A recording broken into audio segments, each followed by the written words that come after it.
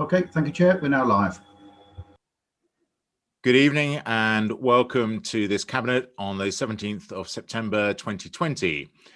So I'm going to run through a few things. This virtual meeting is being live streamed as a public meeting. It will also be recorded and the recording subsequently made available via the Council's website.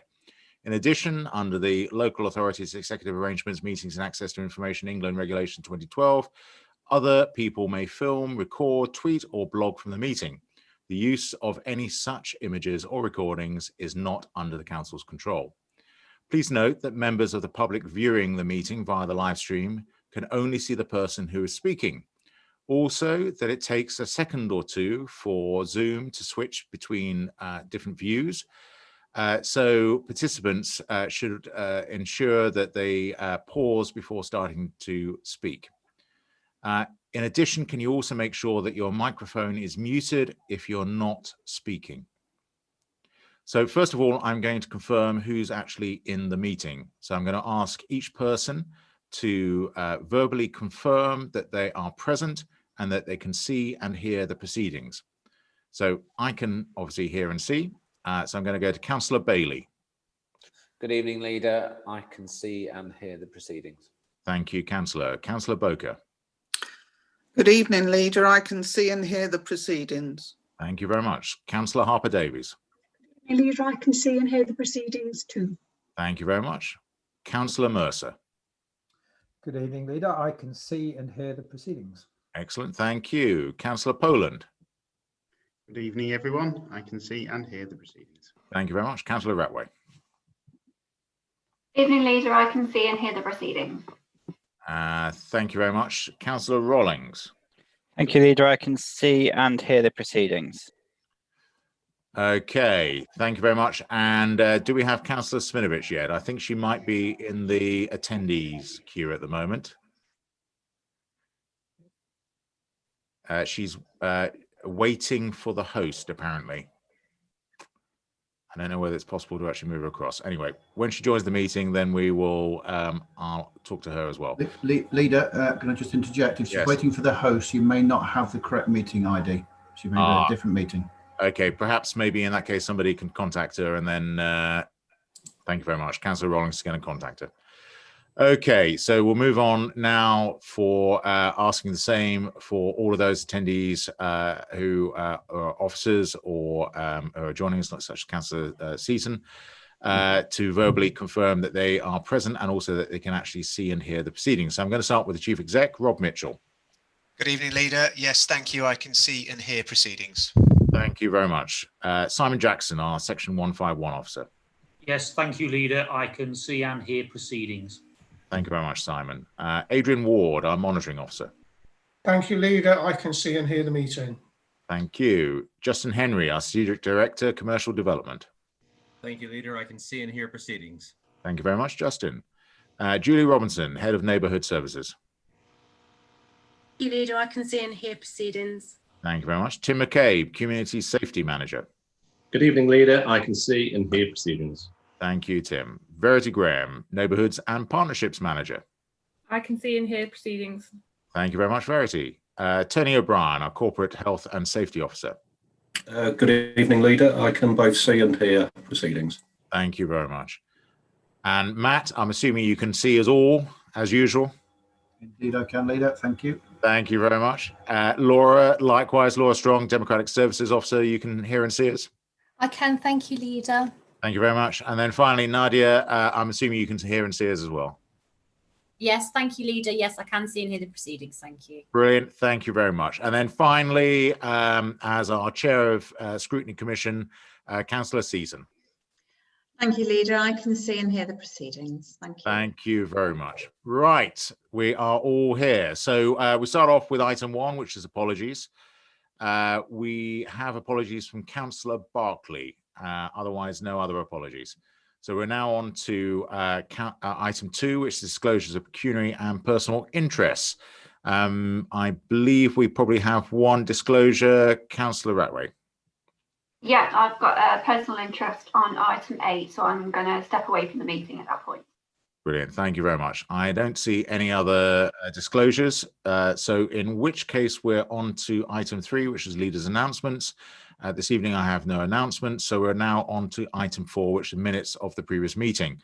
So I need to ask all of those on Cabinet whether they are happy to approve the minutes of the previous meeting as an accurate record. So I approve. Councillor Bailey. Thank you, Leader. I also approve. Councillor Boker. I also approve, Leader. Councillor Harper-Davies. Thank you, Leader. I also approve the minutes. Thank you. Councillor Mercer. I approve the minutes. Councillor Poland. I also approve the minutes. Councillor Ratway. I'm happy to approve the minutes. Councillor Rawlings. Thank you, Leader. Happy to approve the minutes. Thank you very much. So they are all approved. So we're now on to item 5, questions under Cabinet Procedure 10.7. No questions have been submitted, which means we're now on to the main subject of the meeting, which is item 6, which is the PSPO Loughborough Town Centre. We do have a Scrutiny Commission report for this item. So shortly I'm going to ask Councillor Seaton to present the Scrutiny Commission report. Then I'm going to ask Cabinet if they have any questions for Councillor Seaton for clarity. And then we'll move on to Julie Robinson and an opening from Councillor Councillor Harper-Davies. So apologies, I almost named you after an MP for Northamptonshire. So start with Councillor Seaton, if you would like to present your Scrutiny Commission report. Thank you very much, Leader. The Cabinet, I need to inform the Cabinet that having carefully considered and asked questions on the report, the Scrutiny Commission feel that the Cabinet should approve the recommendations set out. The meeting, however, did prompt several discussions and questions, and I'd like to share some of those with you, please. So the risk that approval was not provided to extend the PCPO past the 20th of October 2020 was considered low, as legal regulations had been adhered to, and so was unlikely to be subject to any legal change. And it was acknowledged that delegated authority already existed for the head of neighbourhood and communities, as outlined in section 8.3 of the council's constitution. There was a suggestion that the rationale for the delegated authority be emphasised as part of the recommendation 2 of the report, and a slight word change. The maximum amount of extension time for the PSPO was 3 years, and in anticipation of this term expiring, the council would make preparations for further extensions, and any substantial changes to the PCPO would be considered by the Cabinet. The consultation had received 129 responses, which was considered with to be consistent with previous consultations. It was also acknowledged that there was a lack of formal responses from local businesses and partners, and this was maybe because they'd gone to a long ongoing dialogue.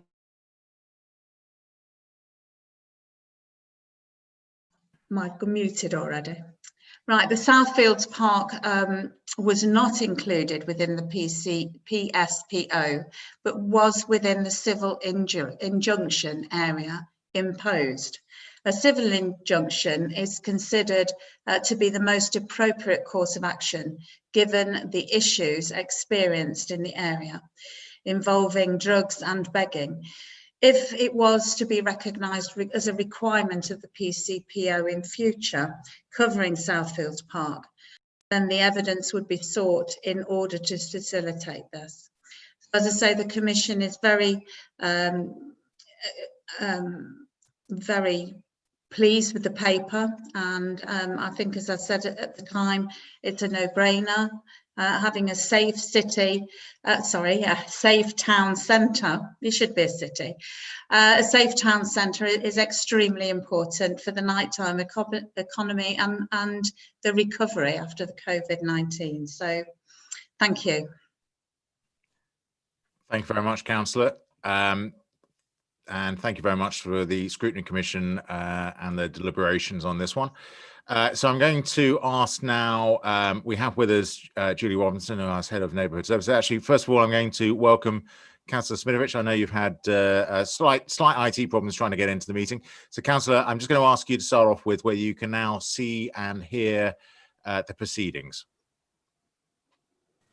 Yes, apologies to everybody. It wasn't operator error, but it was definitely an error somewhere. Yes, I can see and hear you all. Thank you very much, Brenda so far and yourself. That's fine. Absolutely no problem at all. Okay, thank you very much for that. So I'm going to, we've got Julie Robinson, who's Head of Neighbourhood Services here, and also Tim McCabe, who's our Community Safety Manager. So I'm going to ask Councillor Harper-Davies to start by just raising any points. We've taken the report as read, but if there are any points that Councillor you wish to raise before we start asking any questions of the report and considering, oh, first of all, sorry, I should have asked everyone whether there are any points of clarity that they wish to ask Councillor Seaton as the Chair of Scrutiny Commission. I can't see any hands up, so in which case, no. Can I pass over to Councillor Harper-Davies and ask you to say a couple of words before we start the questions? Thank you, Leader. And I really wanted just to say, I'm hoping the report is fairly straightforward anyway. What the report does is actually extend the PCSPO for a further 3 years. Obviously, it's been in place already, but the report seeks the approval to extend the Public Space and Protection Order for Loughborough Town Centre for the further 3 years from the 3-year period from the 20th of October 2020, then when the existing one is due to expire. The report provides the details about the legislation regarding the PCSPO and the background about the current PSPO in the Loughborough Town Centre. And if it's taken as read, I'm happy, obviously, for the officers to answer any technical queries. Thank you, Leader. Thank you very much, Councillor. So I'm going to open up now for any questions or any debate on this item. So I'm looking for hands up. I see a hand up from Councillor Mercer. So Councillor Mercer. Thank you, Leader. Could I ask Tim or Julie just 3 quick questions? First, could you perhaps explain why Southfield Park is excluded? I know it's covered by the civil injunction, but that also covers Queen's Park. What was the reason for explicitly excluding Southfield Park? Secondly, is that a view that's supported by the police, excluding Southfield Park?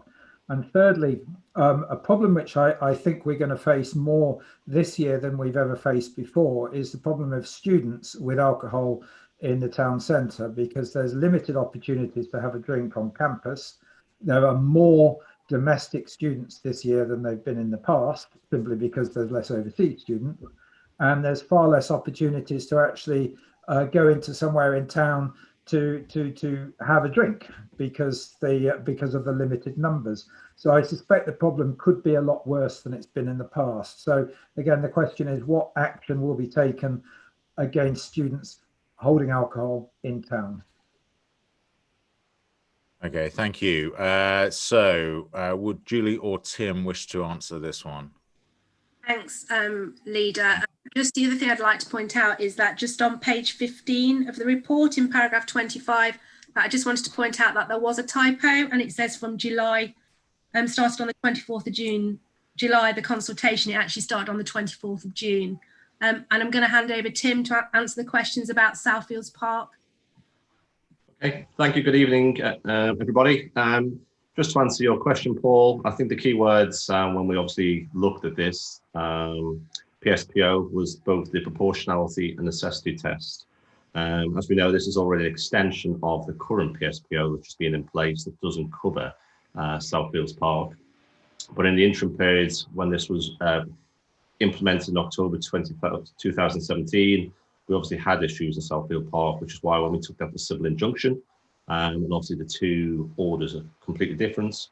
And just for clarity, at point 21 and 22 of the report, the PSPO covers everybody who enters into that designated zone. So obviously there's a balance there of human rights and proportionality. was the civil injunction targets specific people for the named issues on a civil injunction. And in this case, it was drug related as opposed to alcohol related. I think, again, the discussions were had with Inspector Bott, and obviously the Loughborough Central Delivery Group oversaw the PSPO review. And those discussions were felt that the civil injunction, I should say, targeted towards drug activity in Southfield Park was both necessary and proportionate, but also had issues in the preceding month/year of a number of displaced individuals who, again, were addicted to drugs and using that park to live in a tent.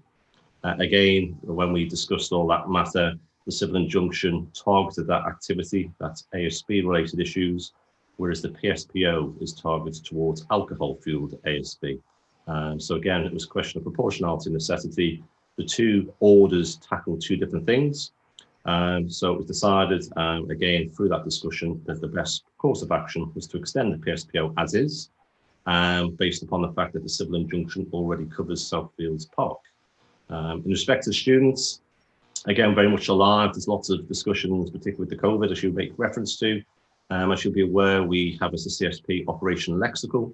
That is obviously the CSP's control strategy in respect to student crime and antisocial behaviour. The PSPO will be at the forefront of that. And again, where it's actually located up the Ashby Road corridor and straight down into the town centre. The plan will be that the student support scheme very much getting rebranded. We focused upon targeting towards students who will be engaging with alcohol-fueled ASB. Inspector Boss is very much committed, is already in discussions as part of that operation, that we'll be looking at enforcement in the first instance, and probably following on with the COVID 4Es. Obviously, with the students in Freshers Week, we'll be looking to engage, explain, and encourage. Enforcement will be the final line of conduct. But again, as I say, it's really important that we try and make sure that in that area, and I know we've had that discussion at the LCCLG, it's really important that students are aware that they are residents, and they also need to make sure that they don't impact upon the quality of life. So yes, very confident that the PSPO is the right order to tackle that ASB and student ASB, alcohol fueled. And as I say, the civil injunction is better suited to tackle the drug related activity that is being in Southfields Park. Thank you. Thank you very much, Tim. Okay, are there any other questions that anyone wishes to raise? Nope. So in which case, can I go back to Councillor Harper-Davies? If you can make a recommendation, and then I'll ask for a seconder. Thank you, Leader. So the recommendations on the report are 1 and 2. Number 1 is that approval is given to extension of the current PSPO for Loughborough Town Centre for a further 3 years from October the 20th this year, as drafted in appendices 1 and 2 in the report. And recommendation 2 is that the head of neighbourhood services, in consultation with the lead member, be given delegated authority to extend the order if there are no major changes required to the order at the renewal time, October 2023, following the required consultation. And the reasons are set out underneath as 1 and 2. I'll have to read those if you'd like me to. That's perfect. Thank you very much for that. Councillor Burker, can I ask you to second? Thank you, Leader. Yes, I'm very happy to second that. Thank you very much. So I'm now going to go through Cabinet and ask you to vote for or against or abstain. So first off, I'll start with myself. I vote for. Councillor Bailey. Thank you, Leader. For. Councillor Boker. Thank you, Leader. For. Councillor Harper-Davies. Thank you, Leader. For. Councillor Mercer. Thank you, Leader. For. Councillor Poland. Thank you, Leader. For. Councillor Ratway. Yes, I'm for the proposal. Councillor Rollings. Thank you, Leader. I'm for the proposal. Councillor Smidovic. Yes, I'm for the proposal. That's great. Thank you very much. That's 9 out of 9. So that's approved. Thank you very much. We now move on to item 7, which is the additions to the annual procurement plan 2020 to 2021. We have Justin Henry here, who's our Strategic Director, Commercial Development, to assist with the report. normally would have Councillor Barclay here to actually introduce this item, so it sort of fell to me to make reference to it. I'm going to, we don't have a Scrutiny Commission report on this one, so I'm just going to say the items are as covered in the report. As you're aware, this is a regular report that comes to Cabinet as and when items need to be added at the beginning of the year. We don't have a perfect knowledge of what's going to be required for the year, hence the reason we have additional reports that come through as and when required. And the items are as listed, several of them IT related, one of which in particular is related to the potential hybrid meeting systems that we might need over the coming months. So I'm going to ask whether there are any questions on the report that anyone wishes to ask of Justin. Justin, you could possibly end up having the easiest report possible because there are no questions to you. The report is very clear. It's not surprising that there aren't any questions. So I'm going to move recommendations 1 and 2 for the reasons given 1 and 2 in the report. And So I'm so sorry to interrupt, Leader. Could I just double check? I understood there might be an amendment to the second recommendation. Right. I have that here, or I don't know if Justin wants to outline that for you before you. Okay, Justin. Sorry, thank you. I'd almost approved it before anyone had the chance to say a word. If I may, okay, Justin. Thank you very much, and thank you, Laura, for the prompt.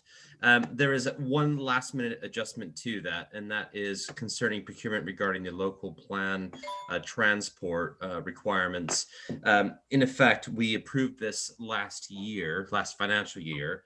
But in effect, the work is carrying on, and the spend has increased beyond the threshold that was previously approved. So it's prudent for us, with contract compliance rules, etc., to bring it back to make sure that members are aware of that and can approve that. So from that perspective, it is likely to exceed the £75,000 threshold. There is an urgency case to be respected with that in terms of specialist suppliers. But in effect, it is required for the local plan, and any kind of delay to this will delay the local plan from that perspective. So apologies for it not being on the report as it should have been tonight, but however, we're raising it now. Okay. Do we actually have a formal way of raising this as an amendment? So, Councillor Morgan, I think what this would involve is the existing recommendation 2 in the report with some additional wording after. So it would read as follows, that the contracts over £75,001 and up to £500,000 listed in Appendix B be let in accordance with contract procedure rules. And then the additional wording would be with the addition of a further item entitled Local Plan Transport Modelling Assessment of Preferred Development Strategy.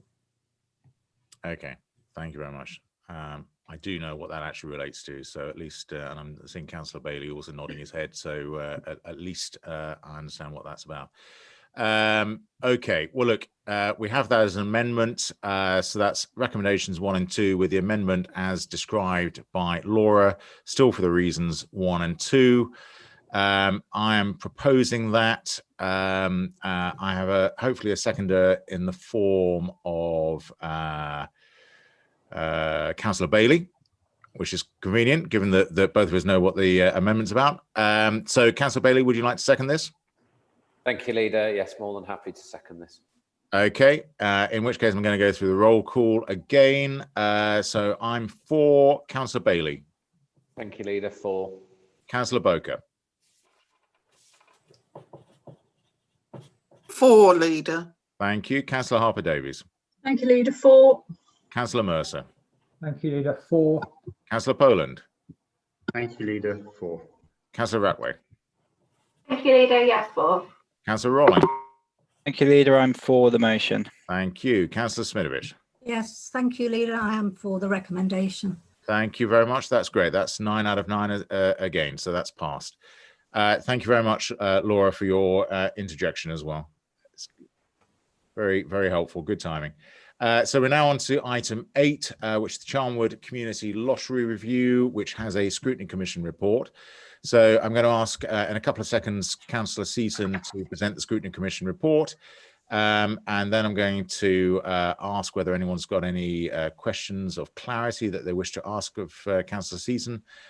Otherwise, I'm going to then ask Councillor Harper-Davis to make any opening remarks, which will be able, hopefully, to be answered by Julie Robinson, who's our Head of Neighbourhood Services, and Verity Graham, who's our Neighbourhoods and Partnerships Manager. So, Councillor Seaton, if I can ask you to present the Scrutiny Commission report. Thank you.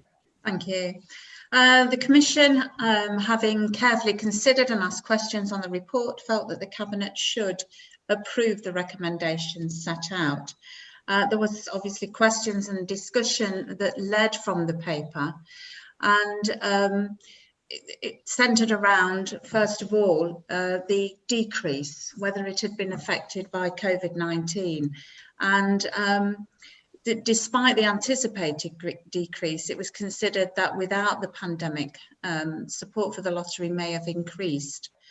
The question was asked about officers' time and whether this had been taken into account financially, but the officers' time was not specifically allocated to the promotion of the Charnwood Lottery, but was part of the roles within the team, and promotional activities involved officers discussing the scheme with members of the public and community organisations that could benefit from the lottery.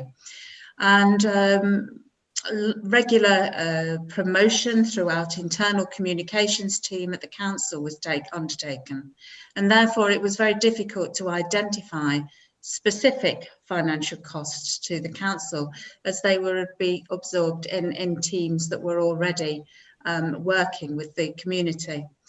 There was a suggestion that the lottery be promoted wider, and that the increase of communications were targeted at players in order to increase their understanding of the process and the way in which money was raised was utilised by the organisations that would benefit. It was highlighted that the individual organisations involved in the scheme were responsible for their own self-promotion activities, and this varied between the groups, dependent on the size of the group and the followers that they've got.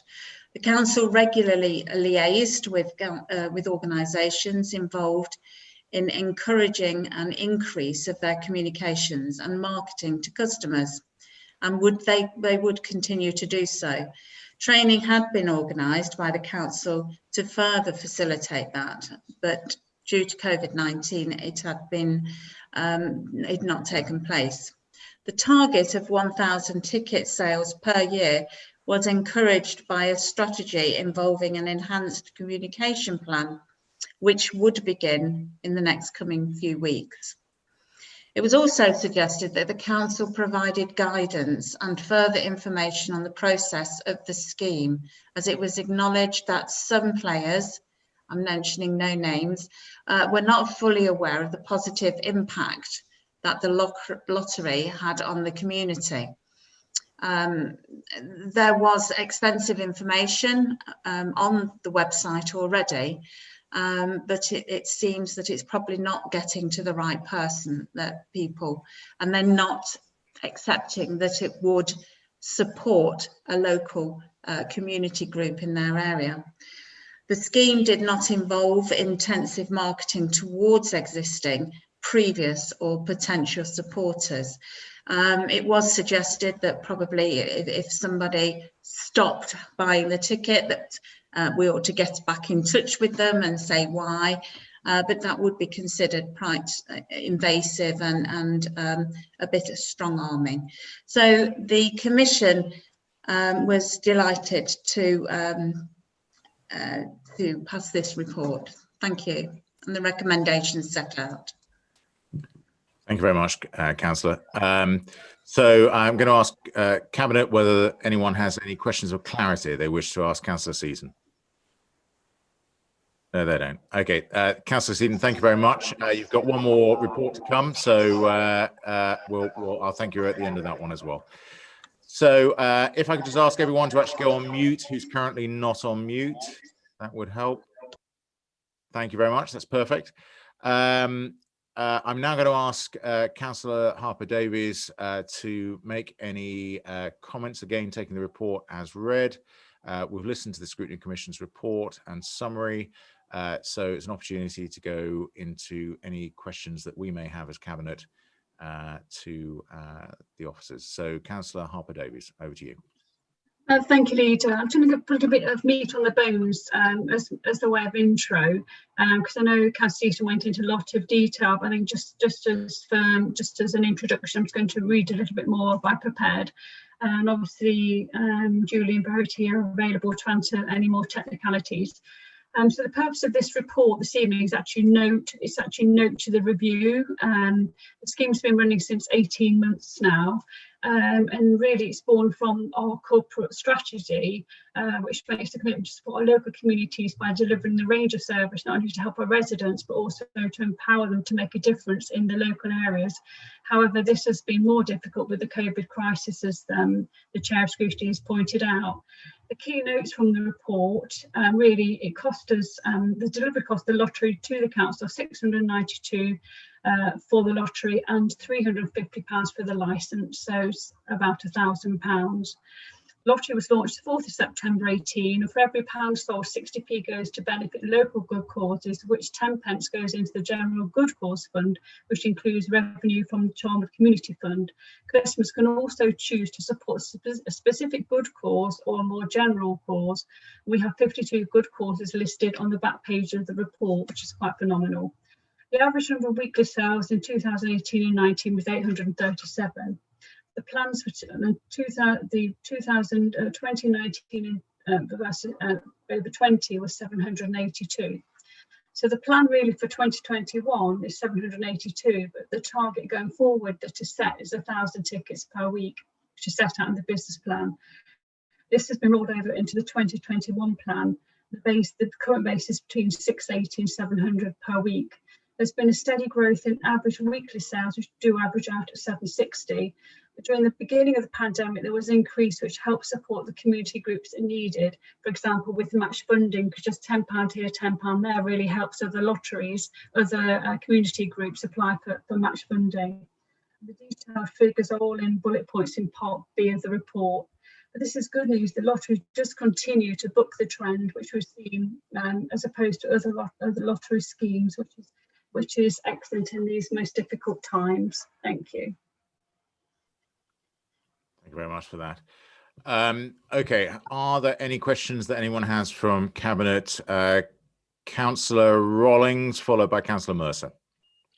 Thank you, Leader. Yeah, I know in the report it does say that we've used a banner on our website to promote the lottery, and there are obviously lots of other things we've done, but just thinking of a low-cost way of promoting it even further. I mean, going onto our website now, you struggle to find anything to do with the lottery on there, and I just wonder if we can look at making it a bit more prominent. Same with the use of email signature footers. We must send hundreds, if not thousands, of emails a day out of the organisation, and at no cost we could be putting a reference and a link onto the lottery on there. I just wonder if we're potentially missing a few opportunities to really promote the lottery for no real cost. Okay, thank you very much. So, Julie, would you like to say anything on that? Yeah, through you, Leader, Councillor Rollins, I'm always happy to take on board suggestions, but I think they're really good suggestions that we could look at. So I'm happy to take those on board and have a look at them. Thank you. Thanks a lot. Councillor Mercer. And perhaps, Leader, there could be links to the lottery in the mailings that comms are now doing through their very successful gathering people's email addresses. What I wanted to say, however, was to thank Julie for responding to one or two questions that I'd asked, which were partly as a consequence of having tried to work out what the finances of the lottery were. And what I was wondering was, would it be possible to present this and other reports in the future, the financial data, in the form of tables rather than scattered through the text, which makes it a lot easier for us to assimilate, and also any other members of the public who might want to read Cabinet reports, because, as I say, it's not just us that these are intended for. The other point, Leader, is that it's a bit difficult to assess how successful we are when we don't actually know how the lotteries are doing. So given that all of the data about lotteries is in the public domain anyway, because councils all have reports, would it be possible to ask, next time we have one of these reports, ask Gatherwell, the company, to actually let us have a table of how the other 79 councils that operate these lotteries are performing, so that we can make a more objective judgment as to whether we're doing well or whether we need perhaps to try a bit harder. Okay, thanks a lot. Can I ask Julie or Verity to answer? Thank you, Councillor Mercer. I'm happy to take on board both of those recommendations. Obviously, people look at figures in different ways, but I'm happy to present them in the future in a table format to make it easy. The figures aren't easy to understand in terms of unpicking, in terms of how the lottery works, so I'm happy to try and simplify it. And in a future report, try and include information around comparison with other lotteries. I think that's also quite difficult because you're sort of not comparing apples with apples. Every setup's different in terms of demographics and VCS setups in areas, but happy to try and present that information going forward. Okay, thank you very much. Okay, I can't see any other questions in the queue. So in which case I'm going to go to Councillor Harper-Davies to make recommendations. Thank you, Leader. So the recommendation is that the Cabinet notes the content of this report and support is given to the continuation of the Charnwood Lottery, and the reason to keep Cabinet informed of the progress of the Charnwood Community Lottery since it was introduced 18 months ago. Thank you very much. And Councillor Rawlings, would you like to second? Thank you, Leader. I'm very happy to second this item. Brilliant. Thank you very much. So I'm now going to go to have the roll call again. I'm voting for, so followed by Councillor Bailey. Thank you, Leader. For. Councillor Boker. Thank you, Leader. For. Councillor Harper-Davies. Thank you, Leader. For. Councillor Mercer. Thank you, Leader. For. Councillor Poland. Thank you, Leader. For. Councillor Ratway. Oh, no, she's not here. She's actually off the agenda, so apologies. Councillor Rawlings. Thank you, Leader. I'm for the item. Thank you very much. Councillor Smitovich. Yes, I'm for it. The proposal. Okay. Leader.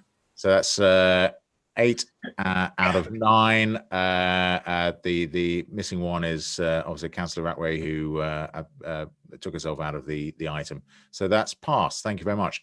Would it be possible for somebody to actually put in the chat box that this item's finished, and then Councillor Ratway can actually rejoin us, if that's possible? Thank you very much. Somebody's Councillor Rawlings. You're a much quicker typer than anyone else. Well done. Okay, and there we go. You're back. Brilliant. Okay, we'll now move on to item 9, which is the health and safety performance for 2019 to 20. There is a Scrutiny Commission report for this item as well. Councillor Season, I'm going to ask you to report on behalf of the Scrutiny Commission, and then if there are any questions of clarity, we can ask you. Otherwise, we have Adrian Ward, who's the Head of Strategic Support, and Tony O'Brien, who's our Corporate Health and Safety Officer, to assist her with the report after any opening comments from Councillor Smitovich. So, Councillor Season, over to you.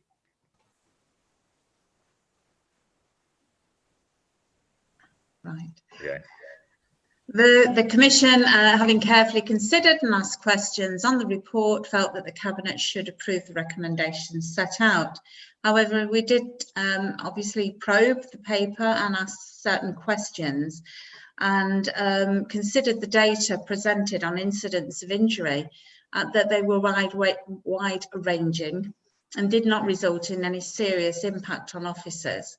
Officers were provided with appropriate training, tools and PPE to reflect their role to reduce the risk of injury. It was also noted that the perceived reduction in accidents and incidents over the past years could be due to the vast increase of officers working at home and some services operating at a reduced capacity due to COVID-19. Officers working from home had continued to report accidents and injuries, and in each case was assessed individually. if the role undertaken by an officer required a specific work act, and this was related to an accident or injury sustained, then it would be recorded as a work-related accident or injury.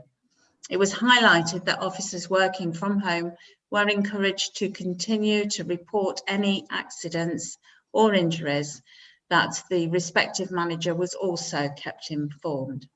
One recorded accident or injury, only one, was anticipated to result in an insurance claim against the council, although the progress of this claim was at the moment unknown.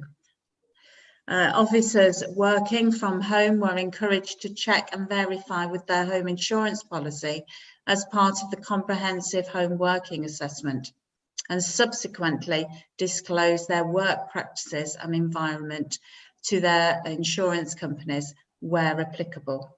It was also acknowledged that health and safety practices were appropriately adapting to accommodate the new working arrangements.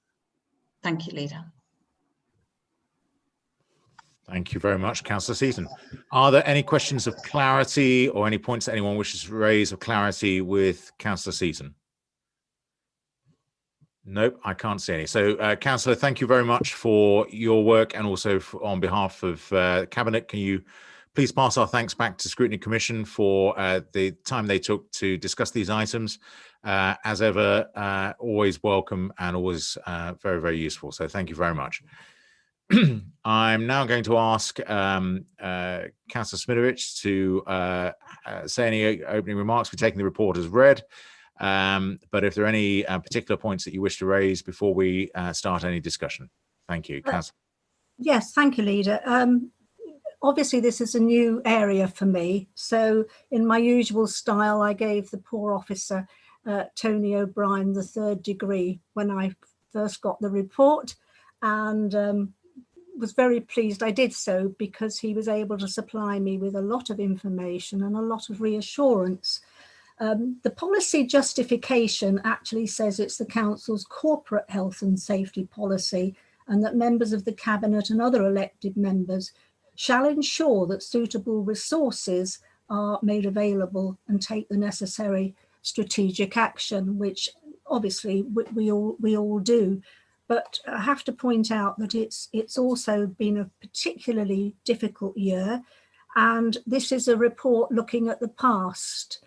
But the tail end of that report also brings us into COVID and that era. So there's been a lot of additional work that's had to be undertaken, and that has been taken on board in addition to the other work that was taken. And if you don't mind me just mentioning at the beginning, with the view, Councillor Seaton mentioned the word adaptable. And I was a little bit curious about all the different policies and standards that different councils use. And Tony has been very helpful in explaining to me that the one that we have been measuring, working towards, has now been updated. But Leicestershire County Council, obviously we follow their remits there, has actually transitioned to a new standard, which we are also going to adopt. It'll have a lot more procedures, and bearing in mind that COVID is a lot of legislation attached to that, there will be a lot of extra work. And but with all the questioning that poor old Tony has had to undergo from both the scrutiny panel and myself, I feel reassured that we have been doing the right thing. So I'm sure he will stand up to your investigation tonight and questions as well. Thank you. Thank you very much, Councillor. And also thank you very much for passing on your praise about Tony's reporting. So thank you very much for that. So I'm going to open the queue. We have a question from Councillor Mercer.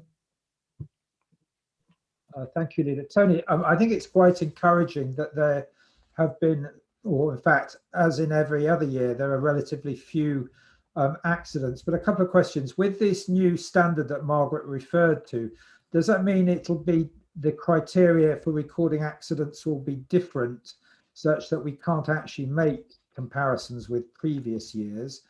And secondly, looking on page 51 or page 4 of this report, previously, in 3 years ago, we had 10 other accidents, but now we have 0.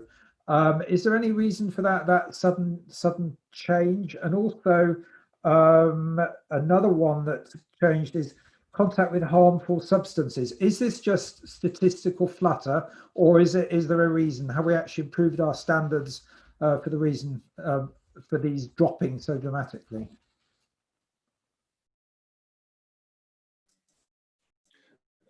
Thank you, Councillor Mercer.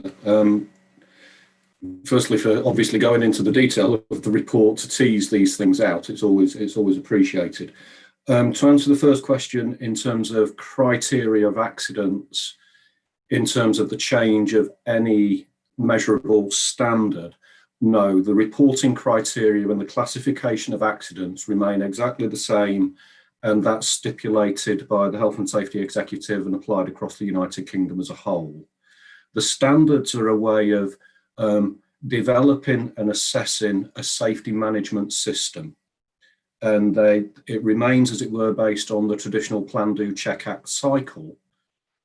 But the movement to a new standard requires an organisation to articulate the context it's operating in.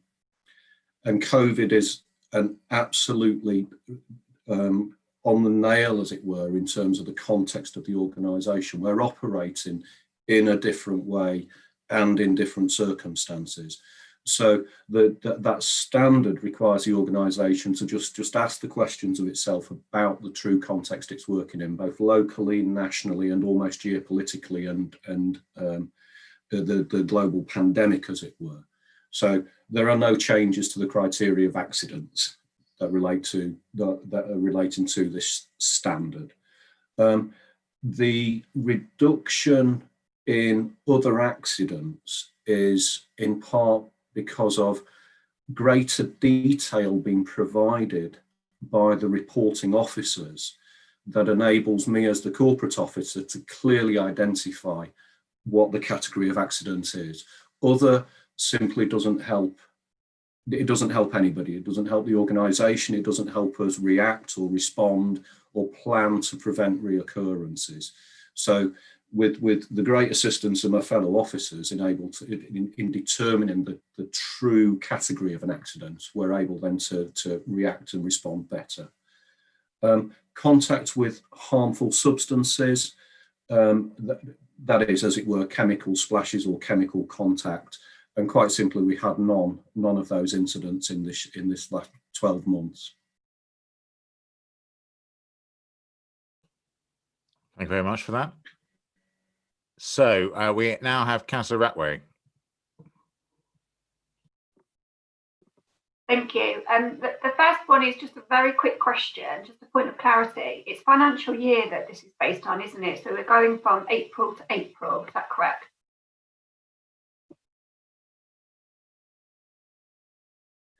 Sorry, yes, the report is April to March or April to April, as you say, Councillor. Yes. Lovely, thank you.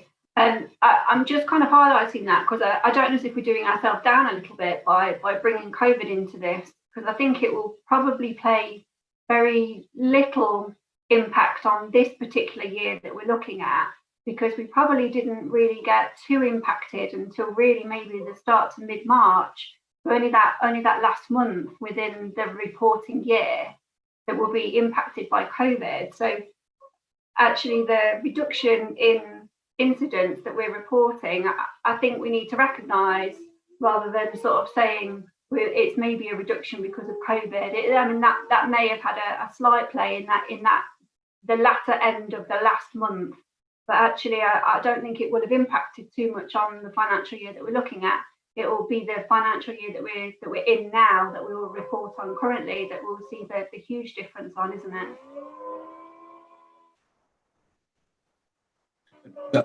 That's highly likely. The positive is that it continues to be a downward trend, I must say we're merely reporting on the quantum year on year. There are normalising factors that can be introduced into this in terms of the total number of people employed and also the total number of working hours. And that's detail that I've yet to tease out with my HR colleagues. So the trend is what we want to see.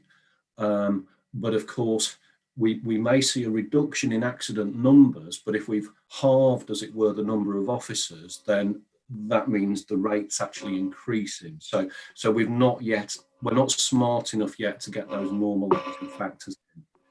I very much expect to do that through this year, and that in itself will enable us to compare and benchmark against other councils and public bodies that produce those normalised statistics. So that in itself may enable us then to create a performance indicator and actually give us something to work towards year on year. That's great, thank you. Thank you very much for that.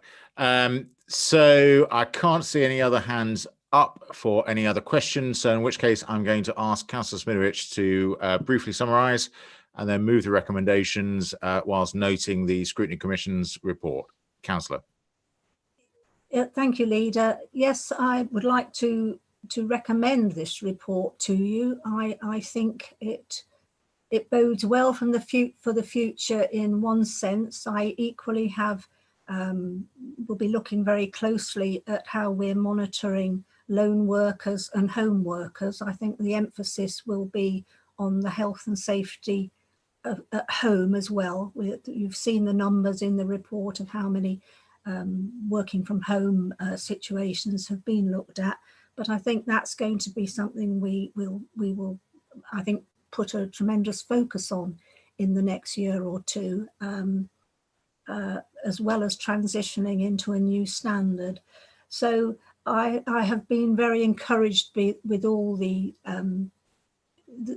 answers that I've received, and also this links very much with what Justine and his team have been looking at. So I'm quite comfortable, if that's the right word, to say that I think Charnwood is doing a good job on the health and safety. It sounds quite light, doesn't it? A good job, but I think you know what I mean. We have looked at it thoroughly, taken the responsibility very seriously, and I would like to recommend to you then that the Cabinet note the Council's health and safety performance over the preceding year, as set out in the appendix in the report, for the reasons given, and I would like to just move that proposal. Thank you very much. Councillor Poland, can I ask you to second? Absolutely, Leader. Happy to second that proposal. Thank you very much. Okay, I'm going to go for the roll call. So I'm voting for. Councillor Bailey. Thank you, Leader. For. Councillor Boker. For, Leader. Thank you very much. Councillor Harper-Davies. Thank you, Leader. For. Councillor Mercer. Thank you, Leader. For. Councillor Poland. Thank you, Leader. For. Councillor Ratway. Thank you, Leader. For. Councillor Rawlings. Thank you, Leader. I'm voting for the motion. Thank you very much. Councillor Smitovich.